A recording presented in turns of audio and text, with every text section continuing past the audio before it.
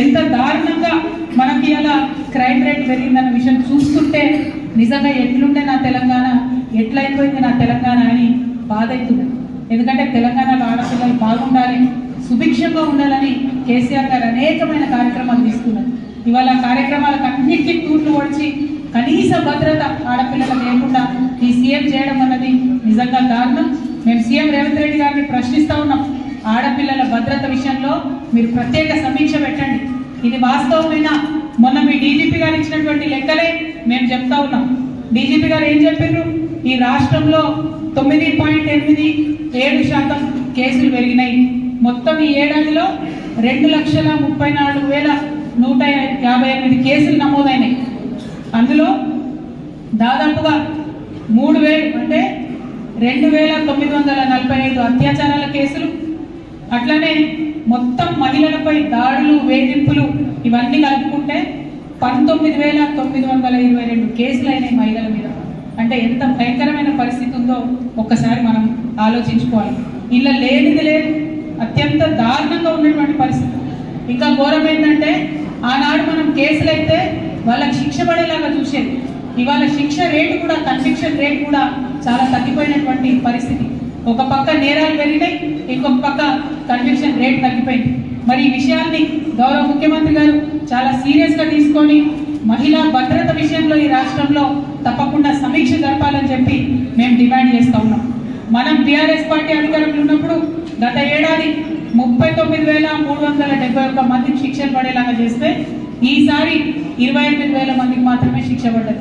అంటే పెరిగినటువంటి crime rate కాకుండా అత్యంత తక్కువగా ఈ కన్విక్షన్ రేట్ ఉండడం అనేది మరి పోలీసులు పటిష్టంగా కేసుల నిర్మాణం చేస్తలేరు అనడానికి డైరెక్ట్ ఉదాహరణ. కాబట్టి నేను గౌరవ ముఖ్యమంత్రి గారిని నిజామాబాద్ జిల్లా నుండి మా ఆడబిడ్డల తరఫున రిక్వెస్ట్ చేస్తూ ఉన్నాను, మహిళా భద్రత మీద తప్పకుండా ముఖ్యమంత్రి గారు సమీక్ష చేయాలి, ఈ రాష్ట్రంలోని మహిళలకు ఒక కాన్ఫిడెన్స్ ఇవ్వాలని చెప్పి నేను కోరుతా ఉన్నాను.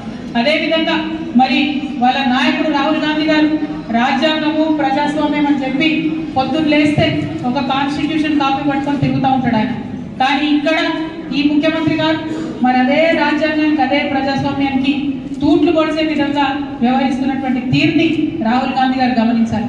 అది ఏదన్నా కావచ్చు, ఉల్టా పుల్టా కేసులు పెట్టుడు కావచ్చు, తెలంగాణ ప్రజలకు, ప్రజల మనోభావాలకు వ్యతిరేకంగా తెలంగాణ తల్లి విగ్రహం మార్చడం కావచ్చు, జిల్లాలను పట్టించుకోకపోవడం కావచ్చు, అనేక రకమైనటువంటి కార్యక్రమాలు ఇవాళ ప్రజాస్వామ్యాన్ని పక్కదోవ పట్టించేవి జరుగుతున్నాయి. ఎన్నడూ లేదు కేసీఆర్ గారి పాలనలో 2 పెద్ద పెద్ద ఎన్కౌంటర్లు ఇవాళ ఇక్కడ జరిగినాయి. మరి అటువంటి పరిస్థితిని కూడా మన రాష్ట్రంలో చూస్తున్నాం. ఆ ఎన్కౌంటర్ల మీద కూడా మాట్లాడేటటువంటి ఆలోచన ఈ ప్రభుత్వం చేస్తలేదు.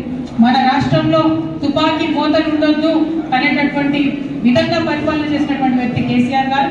కానీ ఆ శాంతి భద్రతలన్నింటినీ కూడా భంగం చేసినటువంటి వ్యక్తి ఇవాళ రేవంత్ రెడ్డి గారు అని చెప్పి నేను చాలా బాధాకరంగా మన ప్రజలకు తెలియజేస్తూ ఉన్నాను.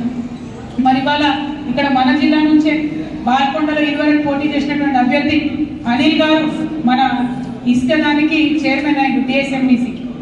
మరి ఆయన ఇసుక చైర్మన్ అయినా కూడా, ఇసుకను నియంత్రించేటటువంటి పదవిలో ఉన్నా కూడా ఇదే మన బాల్కొండలో పెద్దబాగు దగ్గర, కప్పల బాగు దగ్గర ఇష్టానుసారంగా ఇసుక దోపిడీ జరుగుతుంది. ఇంకా విచిత్రం ఏంటంటే పోలీస్ స్టేషన్ ముందుకెళ్ళే బండ్లు పోతున్నా కూడా పోలీసులు పట్టుకున్నటువంటి పరిస్థితి. మన హయాంలో ఇసుకకు సంబంధించి ప్రభుత్వం నుండి పాలసీ చేసి ప్రజలకు తక్కువ ధరకు ఇసుక దొరికే విధంగా చాలా పర్ఫెక్ట్గా వాగులు దెబ్బతినకుండా ఇసుకను మనం నియంత్రించినటువంటి పరిస్థితి, మైనింగ్ ఆదాయం పెంచినటువంటి పరిస్థితి. ఇవాళ మైనింగ్ ఆదాయం 0 అయింది, కాంగ్రెస్ నాయకుల ఆదాయం మాత్రం చాలా పెరిగిపోయింది. ఈ విషయం మీద కూడా మనందరం పోరాటం చేయాల్సినటువంటి అవసరం ఉంది. మీడియా మిత్రులు నేను ప్రత్యేకించి కోరుతా ఉన్నా, మన జలవనరులు దెబ్బతినేటటువంటి ఇసుక దోపిడీని అడ్డుకునే విధంగా మనందరం కూడా ప్రయత్నం చేద్దాం. ప్రతిపక్షంగా మా పక్షాన మీడియా నిలవాలని కూడా ఈ సందర్భంగా నేను కోరుతా ఉన్నాను. ఒక పక్క ఇసుక అయితే ఇంకొక పక్క గుట్కా, ఇప్పటికొప్పటిగా అతి దారుణంగా మరి ఈ గుట్కా దందా కూడా చెట్టేకపోతా ఉంది. మన జిల్లాలో ఈ పేటరేగిపోతున్నటువంటి గుట్కా దందాన్ని కూడా నియంత్రించాల్సిందిగా నేను పోలీసు వాళ్ళని కోరుతా ఉన్నాను. మరి జిల్లాకు పోలీస్ బాస్ లేకపోతే, టోపీ లేకపోతే, లాఠీ లేకపోతే భయం అనేది ఉండదు.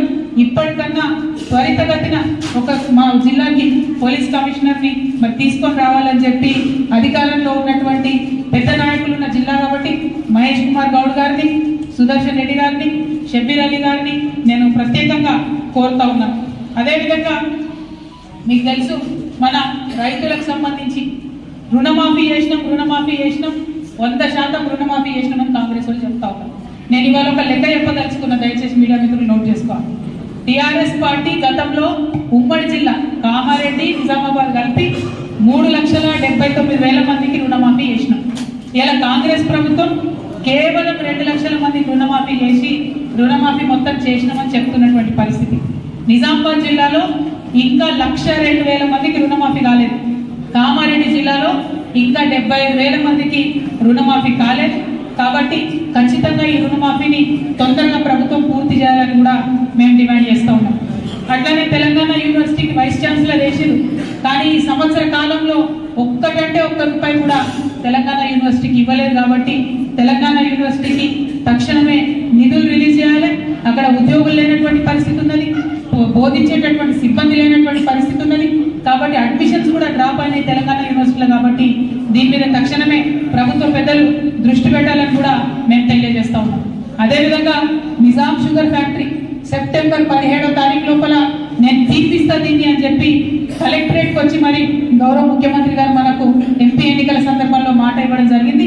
కానీ ఇంతవరకు కమిటీల మీద కమిటీ వేసి కాలయాపన చేస్తున్నారు తప్పితే ఇంతవరకు నిజాం షుగర్ ఫ్యాక్టరీ మీద మాట్లాడినటువంటి పాపన పోలేదు.